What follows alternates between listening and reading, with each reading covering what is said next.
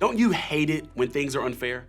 Like when you studied for hours and hours for that history test, then barely passed, only to find out that your friend got a B who you know for a fact got the answers from a friend before he took it? Totally unfair. Or watch this, when your sister, who never cleans her room, never does her chores, and always messes things up, seems to always get what she wants while you feel like you hardly ever get what you want. You're actually the one who keeps things in order around the house, yet you never seem to get any recognition from your parents.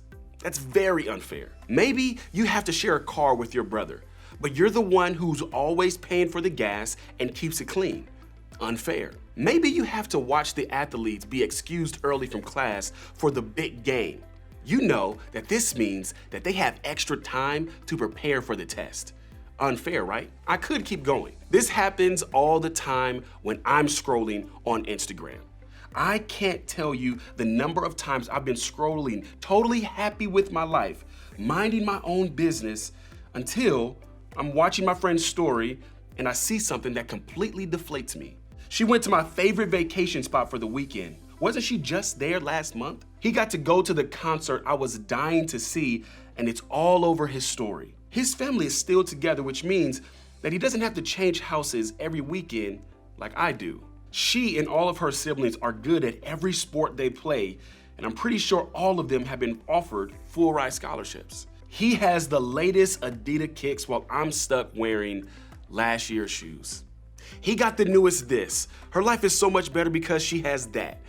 You know what I'm talking about. I can go from feeling good about life to feeling like life isn't great in about 10 seconds. All of a sudden, I'm not just disappointed, I'm ticked off. It's just not fair. And you know this already. In addition to feeling miserable, when we do this, we start to assume that other people have the perfect life. We look at what they put online and then match it up to what we know is true about our current reality. And when we do that, their life looks better, they look better, and we recognize a familiar reality. Their life is greater than my life. We feel less than, and it's typically when we respond in one of the following ways. First, we might overachieve. Maybe seeing everyone else's perfect life lights a fire under you, and you start working really hard to keep up with what other people are doing and projecting, hoping you'll get the same results. Or we might do nothing. Maybe watching others makes you feel like there's no way you can do what they do or be who they are. So why even try? Maybe we just play it over and over in our minds, whether it's anxiety, sadness, jealousy, or motivation to go out there and make your post look better. You may find yourself unable to think about anything else. No matter how we respond, the result is the same. It feels bad. That's what comparison does. Here's the tricky thing about comparing our life to someone else's. We know ourselves too well.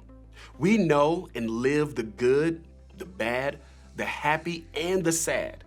And we know that places like social media are designed to display the highlights of life, just the good stuff. That's why we will do everything we can to make sure that others only see the highlight reel of our lives. We aren't going to post about that fight we just got into with our girlfriend, on our real Instagram at least. But we will post a fire photo of ourselves, and we may even take that one photo 30 times just to make sure that we have the right lighting, look, filter, and angle. Or we rewrite the same funny comment 30 times to make sure it's actually funny. Admit it. You've totally done that. We've all perfected the art of projecting the life we want others to think we have, even if it doesn't match the life we actually have. And here's what's crazy. We forget that everybody else is doing the exact same thing. They're posting their best life, not their real life. But somehow our brains trick us into believing that their highlights are the whole story. Let me say it another way. When we compare ourselves to others, especially on social, we believe things about ourselves based on someone else's half-truth or fully fake display. Comparison has become such a norm in our culture that most of us don't even realize that we're doing it. The good news is that what we're going to talk about in the next few minutes will not only help us recognize when we're doing it, but it will also help us understand what to do about it. Even though we live in a world full of social media hype that may seem impossible and even totally unrealistic, we actually may be surprised at what is possible and real. One of the greatest teachers and followers of Jesus that ever lived was a man by the name of Paul. He made it his mission to make sure that everyone he met knew how their lives could benefit from following Jesus.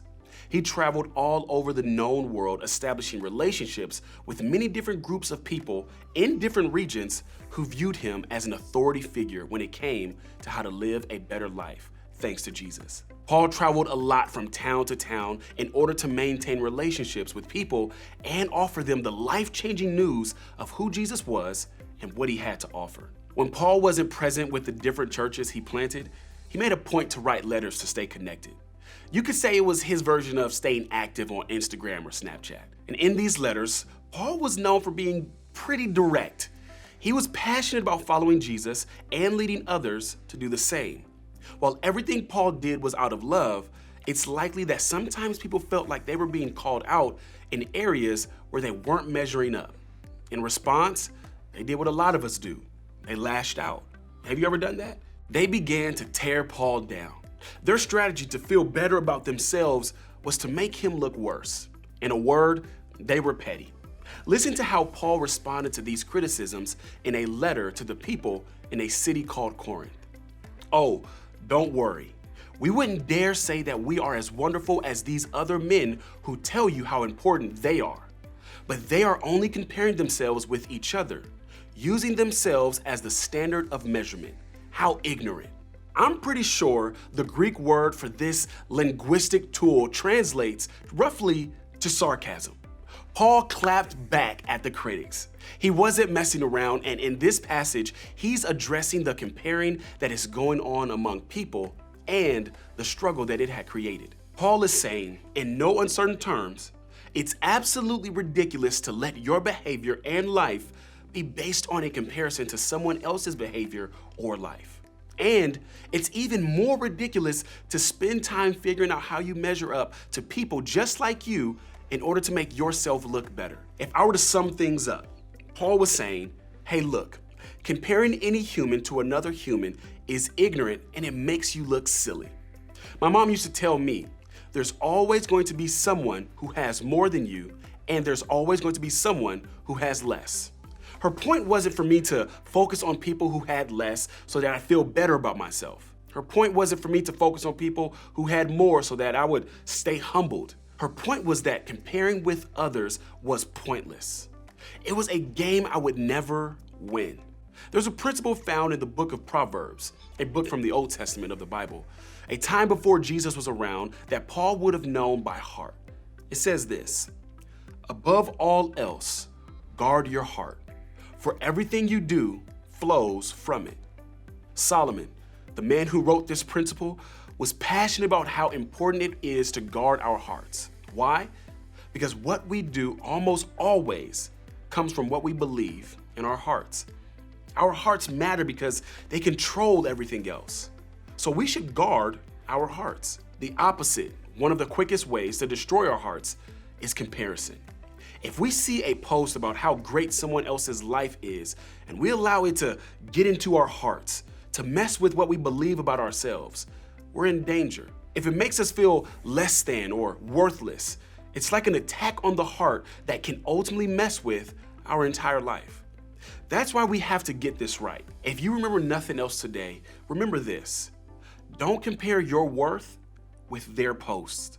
Don't look at someone else, assume that their life is perfect, and conclude that your life is no good because in that moment, it doesn't look like theirs. Don't make a decision about how you look or don't look based on someone else's picture. A picture that was most likely taken 30 times, filtered, face-tuned, and edited. Don't make decisions about your worth based on what you see or perceive in other people. Yeah, this all sounds great, but how does this work? How do we actually fight the temptation to allow comparison to rule our lives? How do we guard our hearts like Solomon wisely suggested? It may not be easy, but it starts with the very word Solomon used, guard. Set some boundaries for what you see and what you allow your heart to participate in. If something messes with you, destroys how you feel, or gets to your heart in a bad way, pay attention to that and step in to give yourself a break. You guard your heart when you guard your Instagram, guard your Snapchat, guard your TikTok, guard your scroll, guard your thoughts when you're watching the likes roll in or not roll in fast enough. Guard your comments, guard who you follow. Guard yourself when you interact with others who make you feel less than. Guard who you spend time with, and especially those who constantly complain about their own life. In other words, when you find yourself in a situation, whether it's on social media or real life, where you are more likely to compare yourself to others, be on guard. Pay attention. Something is trying to get to your heart, and you need to set a boundary there. So much of this can be tough to notice in the moment. That's why being on guard can be helpful. Pay attention to what you do when you feel yourself spiraling into the comparison game. Maybe you find yourself overachieving and striving for the attention of others. Maybe you find yourself feeling so deflated that you wonder, why do I even try? Or maybe you find yourself playing the images or words over and over in your mind. When those things happen, pay attention. That's your clue that you're stuck in the comparison game. So when that happens, ask yourself these questions. Number 1, what things are fueling how I feel? Number 2, what are some things I want to do because of how I feel? And number 3, what or who am I comparing myself to that's bringing up these feelings? We guard our hearts by paying attention to what we feel when we're tempted to play the comparison game. This may seem like a really big task.